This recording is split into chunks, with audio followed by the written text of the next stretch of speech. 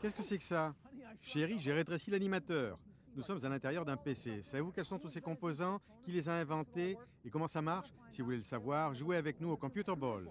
Une bataille des forces en informatique. Le jeu virtuel dans cette édition spéciale des Chroniques de l'informatique.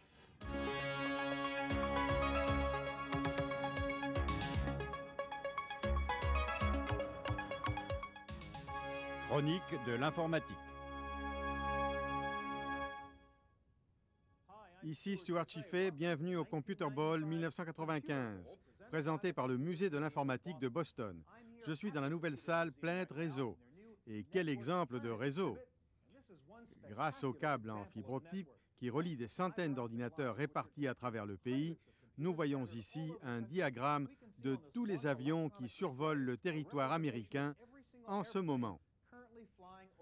Pour le Computer Ball de cette année, nous avons des participants dans tout le pays qui vont jouer au premier Virtual Ball, un championnat virtuel qui utilise la technologie réseau pour vous offrir une grande première télévisée, le Computer Ball, la prochaine génération. Nous rejoignons la première destination dans le cyberespace. Nicolas prendra les questions et je compterai les points. Allons-y. Chris, la première question définit le principe du jeu. Selon le New York Times, combien de garages y a-t-il dans la nouvelle maison de Bill Gates? Catherine Clark, côte Est. 12. Désolé, le nombre est 20. Voici une question plus sérieuse. Si vous prenez l'avion entre Silicon Valley et Boston, vous savez probablement qu'il y a un seul ou deux vols directs par jour entre Boston et San Jose.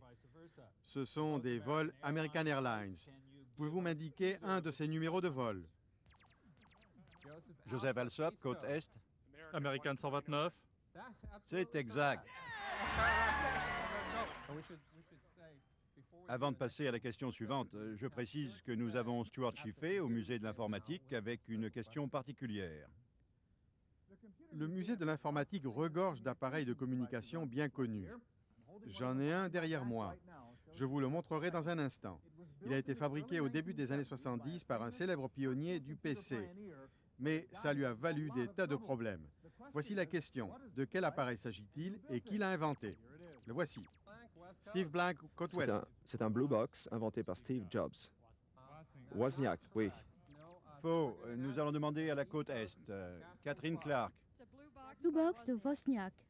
Correct. Pour 20 points. Écoutez bien, c'est une question compliquée. Les calculateurs ont souvent un écran à 7 segments pour afficher les chiffres avec des sortes de lignes.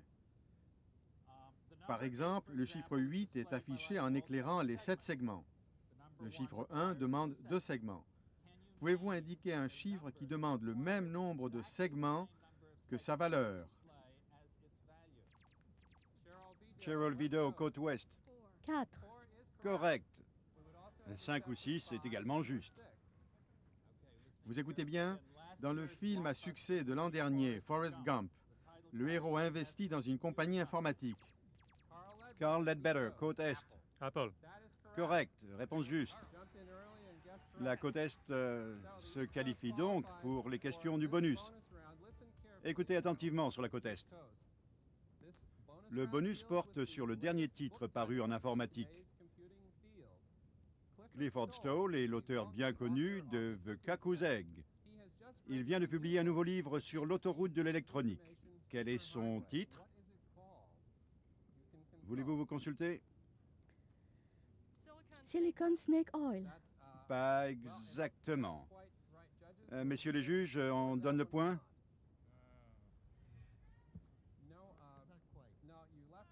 Vous avez oublié Valley. Silicon Valley Snake Oil. Désolé.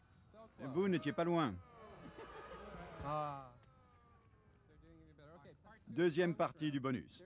Il y a un nouveau livre sur la science cognitive intitulé Fluid Concepts and Creative Analogy. Qui l'a écrit?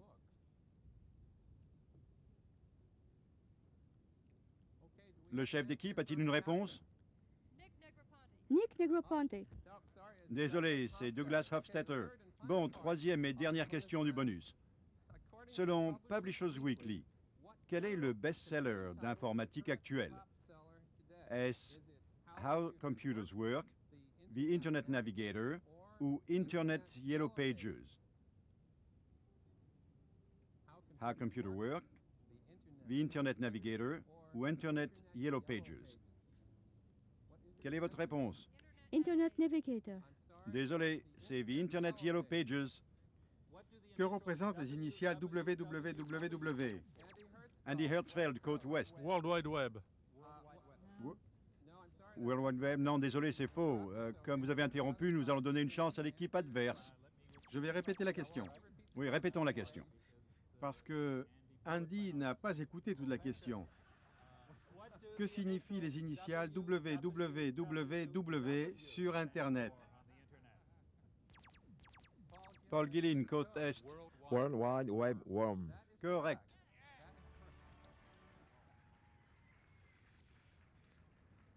Bon, c'est la fin de la première manche. Le score est de 60 contre 10 pour la côte est. Gene Handel a inventé l'expression informatique FUD. Selon le New Hackers Dictionary, que signifie-t-elle? Paul Guilin, côte est. C'est l'anglais pour crainte, incertitude et doute. Exact. L'un des premiers ordinateurs personnels avait un nom de boisson gazeuse. Catherine Clark, côte est. Jolt. Correct, excellent. Bien. Une question courte. Que signifie HTML? John Landry, côte est. Hypertext Markup Language. Correct, absolument. Nous retrouvons Stuart Chiffey au musée de l'informatique. Ce mastodonte avec tous les clignotants est le fameux ordinateur Whirlwind, construit en 1951. Le Whirlwind est célèbre à cause de toutes ses innovations, mais il se distingue par le fait que c'est le premier ordinateur interviewé en direct à la télévision. Voici ma question. Quel est le nom du journaliste qu'il a interviewé? Steve Blank, côte ouest. Edward Murrow. Edward Murrow, c'est exact. Nous arrivons au bonus. D'abord, la question de qualification. Nicolas? Peter Norton est célèbre pour son rôle de pionnier dans les utilitaires PC. Que fait-il aujourd'hui? Il est collectionneur d'art, il fait de l'alpinisme ou il se produit dans un cirque? Andy Hertzfeld, côte ouest. Il est collectionneur d'art. Correct. La côte ouest se qualifie pour cette manche de bonus.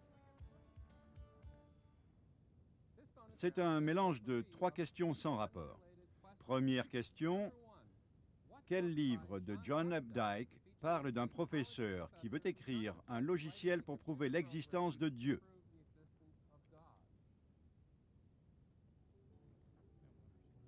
Je répète, quel livre de John Updike parle d'un professeur qui veut écrire un logiciel pour prouver l'existence de Dieu? Ce n'est pas facile. Vous avez une réponse? Watership Down. Non, désolé. Il a peut-être été aussi surpris que vous. La réponse est Roger's Version. Deuxième question bonus. Pour le film de 1970, Colossus The Forbidden Project, dans quel édifice de Californie du Nord a eu lieu le tournage? L'Exploratorium, le Lawrence Hall of Science ou le San Rafael Civic Center? Science. La réponse est le Lawrence Hall of Science. Oui, correct. 10 points. Troisième question bonus maintenant. En 1960, CBS a utilisé un IBM 7090 pour prédire le résultat de l'élection présidentielle. L'ordinateur a-t-il vu juste? No. Non, c'est exact. L'ordinateur a prédit la victoire de Richard Nixon. Bien, Nicolas, la question suivante, je vous prie. La question suivante ne ressemble pas à la roulette. Ce n'est pas 50-50. Voici la question. Quel CD-ROM interactif japonais vous emmène en train dans un monde mystérieux? Steve Blank, côte ouest. Gadget. Gadget est la bonne réponse pour 10 points.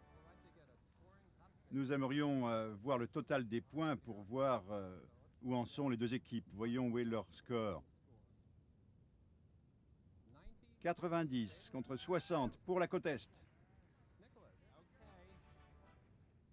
Bien. Quelle adresse électronique d'une célébrité de l'informatique a été imprimée dans le New Yorker en 1994? Paul Guilin, Bill Gates. Bill Gates, c'est la bonne réponse pour 10 points. Avec un score de 100 contre 60 en faveur de la côte Est, c'est la fin de la deuxième manche de notre Computer Bowl. Nous retrouvons le Computer Bowl, 7e édition, présenté par le Musée de l'informatique dans le cyberespace depuis le World Trade Center de Boston et le Santa Clara Convention Center. Nous avons joué à 2 manches jusqu'à présent. Si les équipes sont prêtes, Nicolas, posez la question suivante. D'accord, elle est longue. 4 personnalités de l'informatique, David Packard, Gordon Moore, Paul Allen et Mitch Kapor, ont récemment annoncé une contribution totale de plus de 4 millions de dollars à une organisation à but non lucratif. Malheureusement pas le Media Lab, mais SETI. Quel est le but de cette organisation? Andy Hertzfeld, La recherche de formes de vie extraterrestres. tout à fait correct. Excellent. 10 points.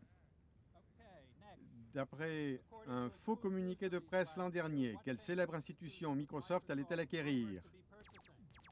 Paul Guilin, L'Église catholique. correct. Bien, continuons. Une question longue. En décembre dernier, Bell Atlantic a retranché 1 jour et demi de salaire à 1000 employés qui portaient un T-shirt avec un slogan. Que disait le slogan? A. Sommes-nous des chiens écrasés sur l'autoroute de l'information? B. Pas de censure sur l'Internet. C. Toucher quelqu'un online.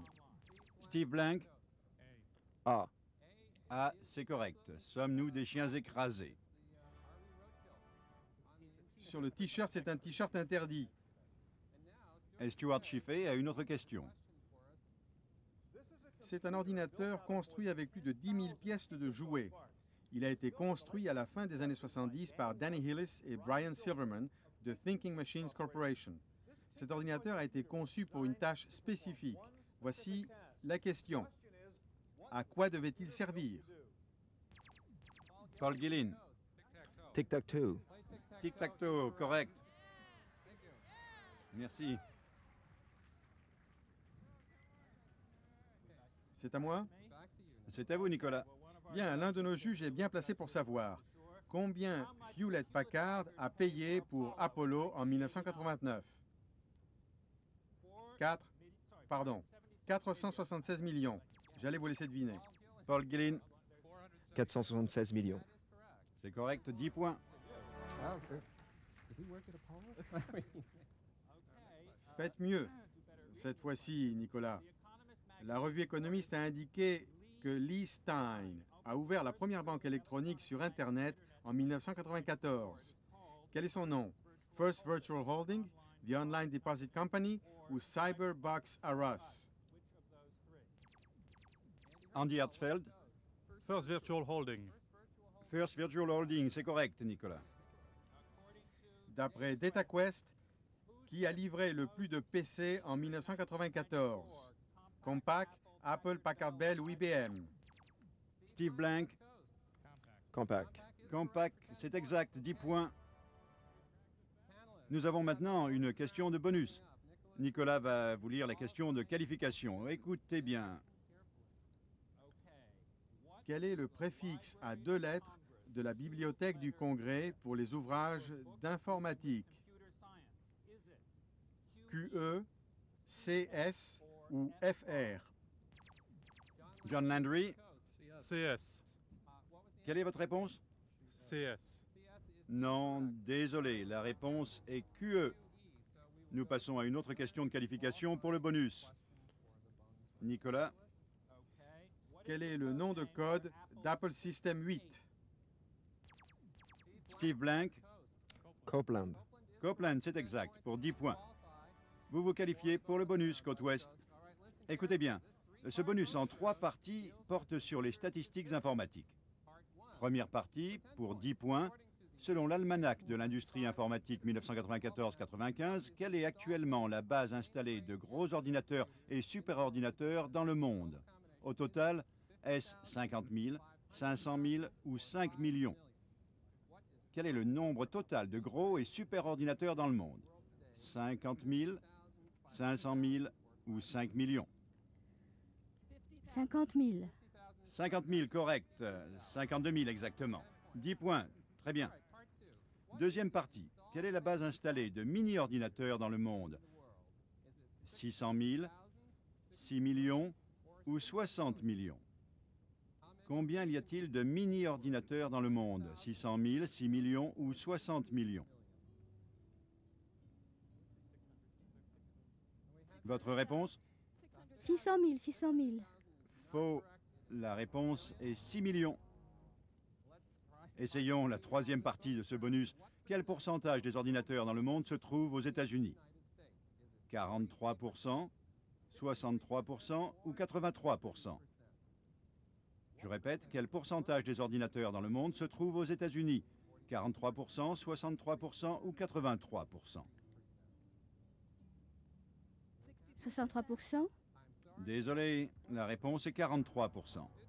Mais vous avez une réponse correcte sur les trois. Le score est donc de 130 contre 120 pour la côte Est, je crois. C'est exact. La marge est étroite. Nicolas, la suite des questions. La partie est serrée. Sur les 10 premiers fabricants de puces à mémoire en 1994, seulement 2 étaient des compagnies américaines. L'une était Texas Instruments, quelle était l'autre? Steve Blank, Micron. Micron, c'est la bonne réponse pour 10 points. Quelle année Digital Equipment a-t-il sorti le premier mini-ordinateur PDP-8? En 1965, 66 ou 67? Catherine Clark, En 65. 65, c'est correct, pour 10 points.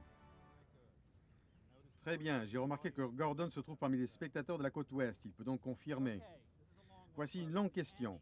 Le prix Annie est décerné chaque année au meilleur spot publicitaire animé. En 1994, le prix a été remis pour la première fois à un spot publicitaire créé sur ordinateur. De quelle compagnie ou quel produit s'agit-il? Quelle compagnie? Dow Chemical, les chaussures Nike ou Coca-Cola? Andy Hertzfeld, Coca-Cola. Coca-Cola, c'est exact, pour ces ours polaires animés. Très bien. Nous allons terminer cette manche avec 140 points de part et d'autre. À égalité. Nous arrivons à la quatrième et dernière manche du Computer Bowl. Allons-y. Nicolas, vous voulez commencer? Ray Tomlinson n'est peut-être pas très connu, mais il a inventé un élément familier sur la plupart des ordinateurs. Qu'a-t-il inventé? Le signe A des adresses électroniques, le trou au milieu des CD-ROM ou le curseur clignotant? Paul Guilin? Le curseur clignotant. Non, désolé. C'est le signe A. Le trou dans le CD-ROM. Le trou au milieu, on ne pouvait pas vous coller avec une histoire de trou au milieu de CD-ROM. Nicolas, la question suivante. Bon, c'est le signe A. Quelle marque d'ordinateur a servi à créer les effets spéciaux pour le film, pour 3 films? Forrest Gump, The Mask et les Flintstones. Steve Blank? Silicon Graphics. Silicon Graphics, c'est correct pour 10 points. Certains disent que la question était pour Steve. 2 logiciels à paraître portent le nom de 2 villes sur l'Interstate 57. Quelles sont ces villes et ces logiciels?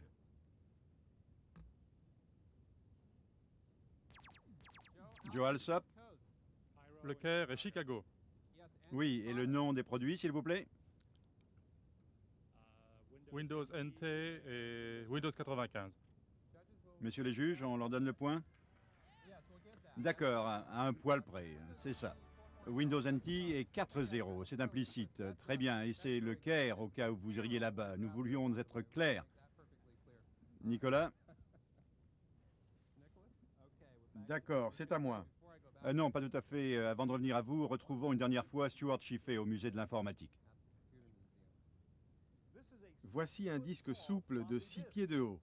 Vous avez des fichiers multimédia que vous voulez conserver là-dessus? C'est en fait une version géante de disque standard de 3 pouces et demi. Il fait partie de l'exposition que vous pouvez parcourir au musée de l'informatique. En fait, le disque souple ou disquette souple a été inventé avant l'ordinateur personnel, en 1971. La question est la suivante. Quelle compagnie a été la première à sortir la disquette souple? Et pour quel ordinateur? Nous allons laisser les équipes appuyer sur la sonnette, si vous voulez bien remettre l'horloge à zéro. Bon, Eric Benamou a répondu le premier après moi pour la côte ouest. Quelle est la réponse, Eric? IBM pour le système 34. Je n'ai pas entendu, pouvez-vous répéter? IBM pour le système 34. IBM, oui, c'est correct, pour 10 points.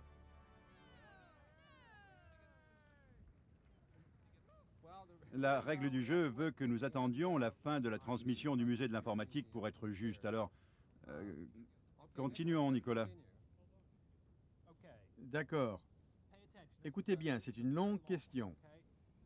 Qui a dit, et je cite, « L'idée de base de l'indexation par association est que la sélection d'une rubrique renvoie immédiatement et automatiquement à une autre rubrique. De nouvelles formes d'encyclopédies vont naître, avec des chaînes d'associations automatiques. » Steve Blank. Vannevar Bush.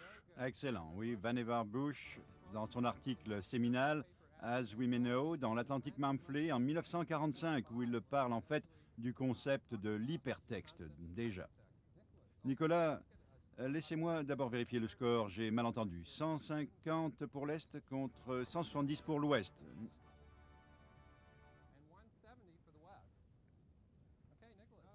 Nicolas? Le cheval noir a pris de l'avance.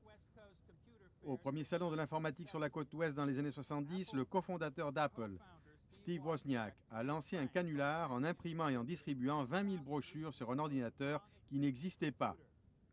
Comment s'appelait-il? Andy Hertzfeld? Le Zalter. Correct, le Zalter. Très bien. Vous devriez savoir, Andy. Quel est le nom de code d'Intel pour la nouvelle puce qui doit remplacer le Pentium? Paul Gillin? La P6. P6, c'est exact. Selon Information Week, qui utilise le plus d'ordinateurs? General Motors, Exxon ou Ford? Paul Gillin? General Motors. General Motors, c'est exact. D'après Software Magazine, quel est le deuxième éditeur de logiciels après Microsoft? Oracle, Computer Associates ou Novell? Paul Gillin? Computer Associates. Computer Associates, correct. La liste des 100 premiers distributeurs de matériel informatique publiée par Computer Retail Week est basée sur le chiffre d'affaires matériel et logiciel. L'une des marques suivantes ne figure pas dans les 5 premiers. Radio Shack, CompUSA, Best Buy, Egghead ou Computer City. Steve Blank? Radio Shack. Radio Shack, c'est exact. Bien, notre dernière manche de bonus. C'est votre dernière chance de marquer des points doubles. Voici la question de qualification. En février prochain, l'industrie informatique célébrera le 5e anniversaire de quel... 50e.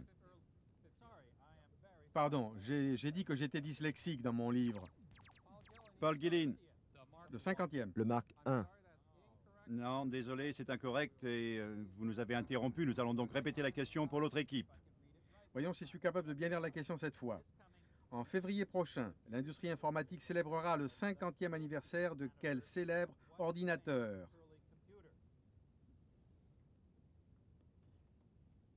Qui veut tenter sa chance? Steve Blank.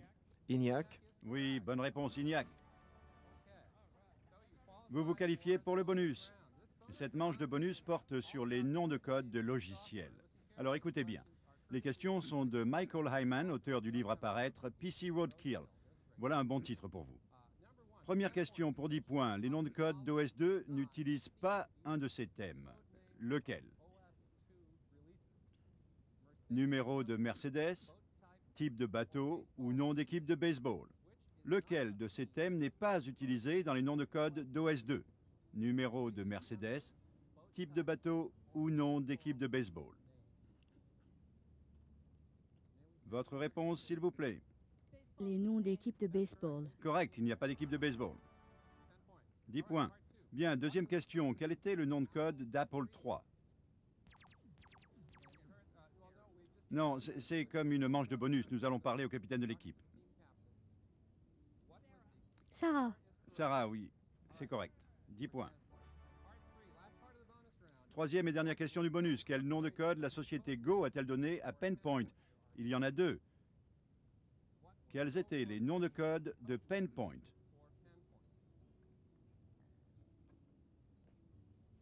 Une réponse, je vous prie. Désolé, le temps est écoulé. La réponse est Amstel et Rolling Rock. Il nous faut malheureusement conclure. C'est la fin du jeu. 180 pour la côte Est contre 230 pour la côte Ouest. L'Ouest remporte donc le 7e Computer Bowl.